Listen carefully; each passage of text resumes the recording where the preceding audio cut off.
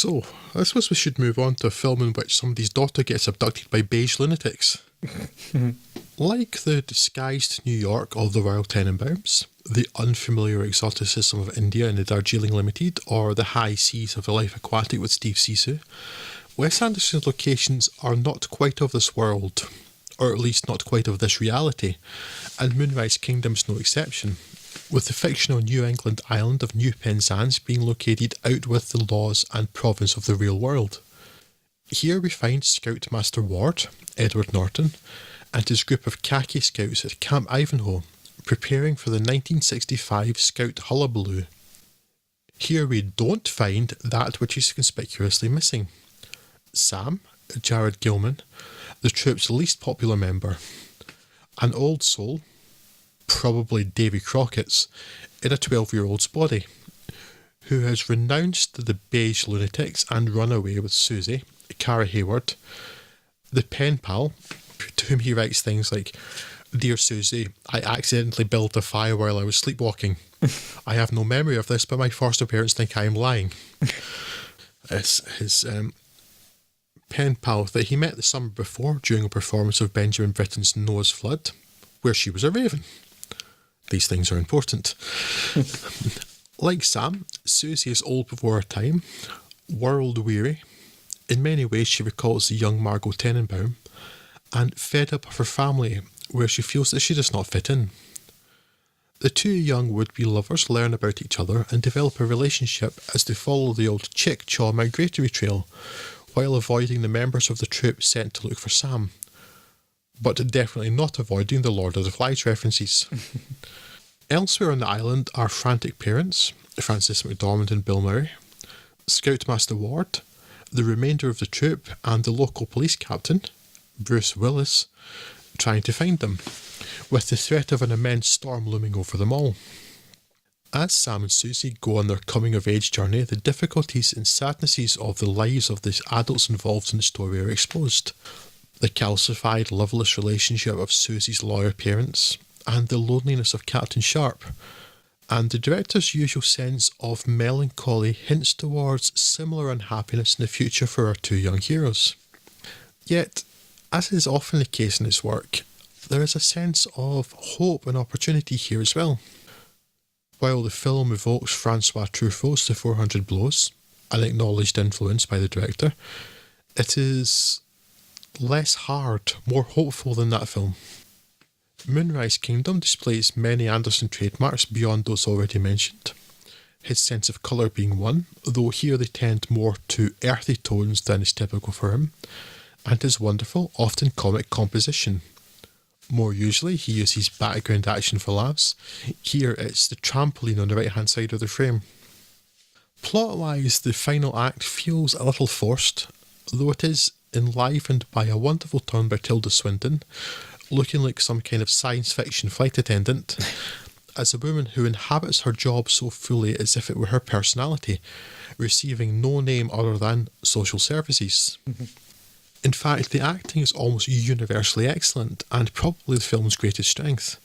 Frances McDormand and Bill Murray are, naturally, excellent, and the two leads act beyond their tender, and, highly unusually for Hollywood, nearly appropriate for their characters' age. Cara Hayward coming across as particularly accomplished. And special mention goes to Bruce Willis, who, in recent years, tends to register as just picking up a paycheck, or, more commonly, arsehole, but reminds me here that he is capable of a sensitive, vulnerable and understated performance that has the power to be affecting. Odd, unreal, beautiful, melancholy, sad, hopeful, funny, whimsical, quirky. A Wes Anderson film, in short. Yes, and unsurprisingly another one that I enjoyed. I believe I enjoyed then. I meant to go back and check what it said about on our previous podcast. As far as I can recall, I liked it at the time. I must admit, it's not something that's really made all that much of an impact on me in terms of a film I even thought about returning to in intervening time. Again, I try to do that as little as possible anyway, I suppose, of late, but I hadn't actually seen it since seeing it at the cinema. I enjoyed it very much. I agree with everything you're saying about the acting in particular. The two young leads are really great and really sympathetic, and it's very easy to get on board with them. It is actually a bit like it's a young Rushmore now. Sorry, a young Max and a young Margot. Sort of meeting a bit earlier in their lives to a degree. That relationship, I think, works very well. It's very very entertaining, and I agree entirely. It's so rare seeing Bruce Willis do good acting in that. It's quite the treat to behold. Certainly in recent years. If I'm honest, I'm not sure I've got all that much to say about Moonrise Kingdom. I suppose you could maybe open it up to being a point where Anderson's trademarkisms may be seeming to get a little bit close to being formulaic, but I don't think it's a formula that stopped working, so I don't really have an issue with that. I suspect some people might think there's a bit too much commonality between this and the past, certainly Darjeeling Limited and Life Aquatic, Royal Tenenbaums. Maybe you've had enough of having these sort of quirkily set up and strangely coloured large ensemble cast pieces. I don't. Could happily watch one of these every 2 to 3 years for the rest of my life. Quite enjoyed Moonrise Kingdom again. We watched it this time round. It would certainly be in the top half of the films we talk about. It's just really enjoyable, quite an easy watch, and just immaculately produced as with all of Anderson's works. Yes, very good indeed.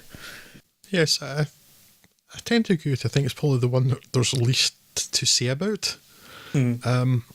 Perhaps because by this point in his career he's very much not in a groove, because that sounds derogatory, but kind of just like sort of well practiced perhaps.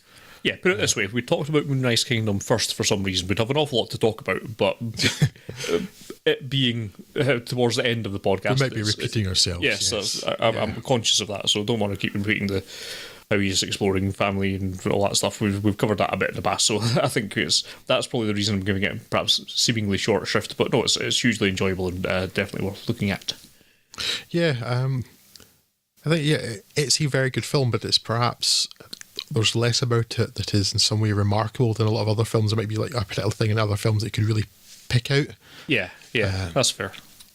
But again, and it's quite nice to like talk about a group of films that were pretty much, well, not 100% positive and on, but in sort of general like all of, to some degree or another, which is nice. There's less in particular to say about this film other than that it's very good. So you should probably watch it, but